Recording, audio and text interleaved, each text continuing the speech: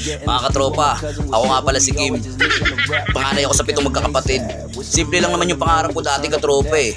Yung makapagtapos ako sa isang prestiyosong paaralan. Tapos pag nakapagtapos na ako, pangarap ko rin makapagpatayo ng isang malaking kumpanya.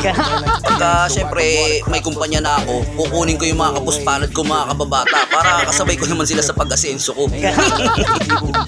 Tapos pangarap ko rin patayuan yung mga magulang ko ng malalaking bahay, pati yung mga kapatid ko, pati yung mga anak nila, wala na rin silang poproblemahin kasi pag-aaralin ko na rin yung mga yun. Mas magre-retard ako ng maaga, katropa, para makapag-travel naman ako sa buong mundo. Dati lang yung katropa, pero ngayon hindi na, mahirap pala. Ngayon makakain lang ako ng 3 beses ang araw, okay na. Ilocano, walang tatalo sa bagsik ng ating dugo. Isigaw ng malakas ang ating panalo, huwag nang pag-usapan.